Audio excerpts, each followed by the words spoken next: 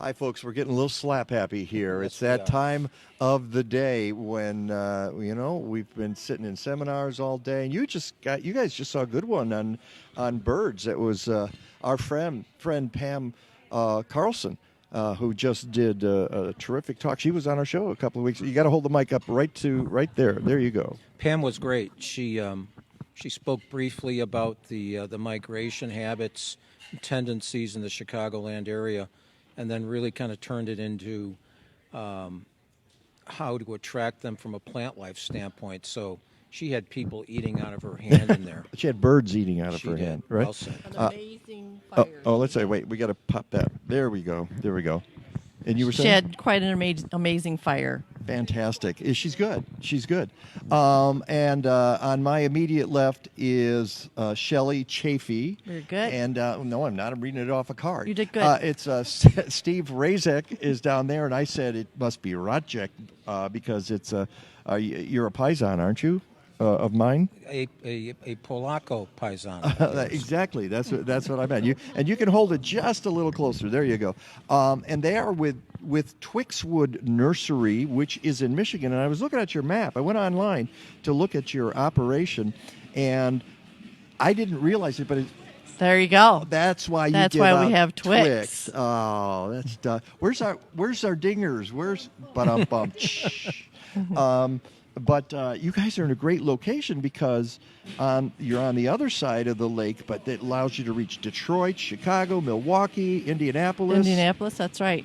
You just All hit those. all of our key markets, and that's exactly what we do. We ship to all of those areas every week. Well, explain what kind of a nursery you are. We're a herbaceous, perennial, ornamental grass, vine, sedges, and most certainly a ground cover nursery. And we're holding sedges right here. What have we got here? This is not a sedge. Steve has the sedge. Well, I mean, he's got the sedge. I'm saying, yes. That is Carex pennsylvanica, super popular. Wonderful It's great plant, in yes. shade. Yeah, for all you shade gardeners, I know you all want blue flowers or something. Come on. This is a beautiful plant. And what are you holding? And I have Sporobolus terra, not the straight species. We tend to like terra a little bit better. She stands up better, better performer. Now, is she... And she turns this great color like my hair in the fall. Yeah, look at that. So that's lovely. So it adds Steve a with little... hair. They warned me about having you Sorry, on live. I'll behave. I will. I'll try. We have... It's hard. Shelly has a reputation as the loose cannon There here. you go. But I like that.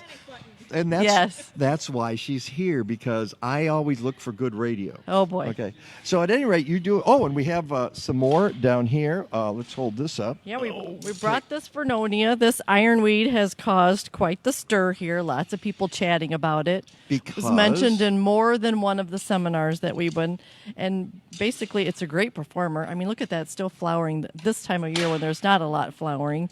Draws butterflies. Uh-huh. And is it a smaller size, or is it? No, he's a big guy. He's a big guy, because I noticed you cut it back. You hacked it way back. But look at that! I love the compactness of this. Right. It's as Shelly just indicated. It's probably something that everyone's going to be using more of in a couple of years. If you think about that color and the fact that goldenrod this time of year also is a prominent color in the landscape, you can almost imagine them side by side. So we plan on selling a lot of those in the years to come. So folks want to go to Twixwood Nursery online. That URL is. It's www.twixwood.com. I don't simple. know. I simple. know. That's what I figured It's it was. just us. I'm giving you a chance. And to if you do this. email anything into the info, that comes directly to me as well. So. Okay, and they've got their natives list here too. So I imagine the reason you're at Impact, where there's the talk, of course, is all sustainability, Absolutely. is to show off the fact that you handle and grow a lot of natives. That's right. We've been reintroducing a lot of natives in the last 4 to 5 years as our owners got reintroduced to their company, but that's a longer story that we probably shouldn't get into. But we're I thought she was the loose cannon here. she most certainly is. Oh, okay.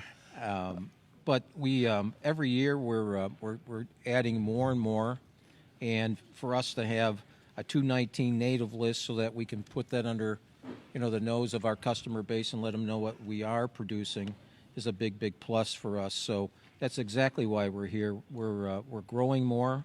We want to sit back and talk to the right people within the market, become participants in the movement more and more often.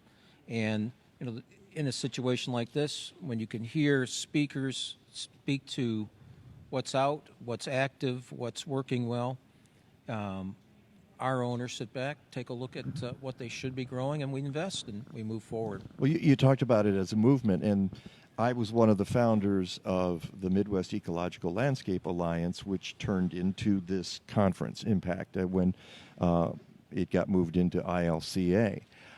We always talked about it as a movement. That was the idea, is that we said in 2002, more and more people are going to be planting natives. There's going to be more sustainability, wiser gardening, smarter gardening, and you see that as well, obviously. Obviously, yep. That's the permaculture. Right, permaculture. It's happening all around us, and we have to take note and learn from that. We've talked about that on the show. It's like, what does sustainability and permaculture, and what's the thing, regenerative agriculture? How what?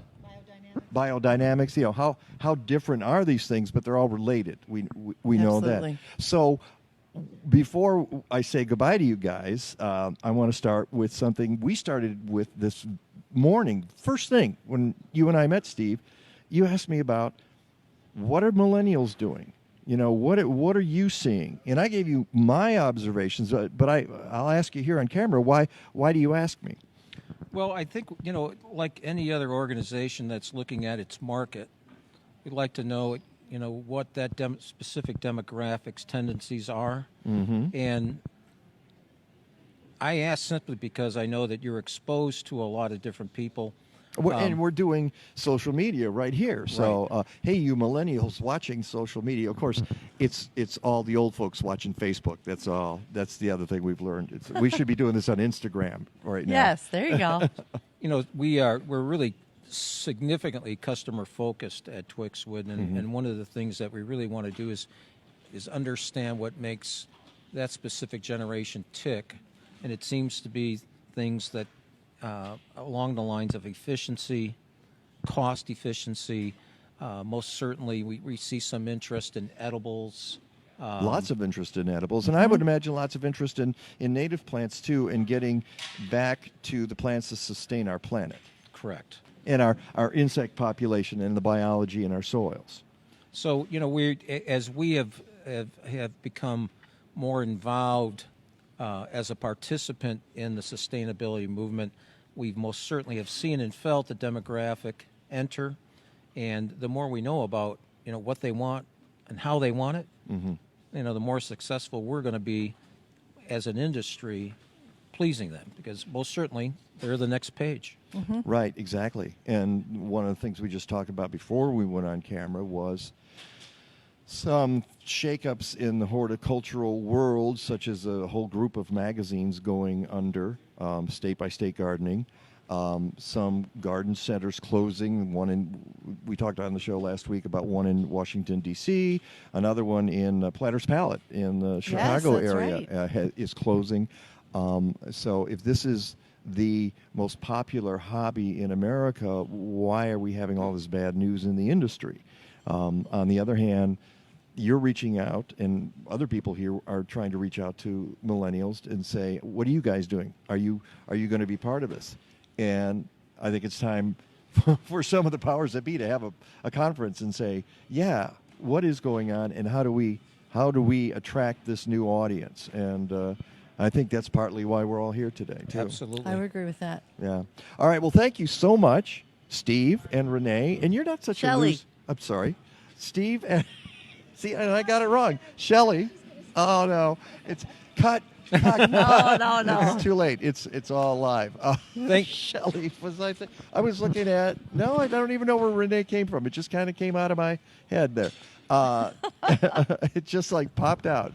Well, Mike, I just, what, we want to just thank you for, one, having us on, and more importantly, what you and Peggy do for the industry and the the prominence that you bring to the top of the table, and the exposure that you bring to, for the most part, the common gardener.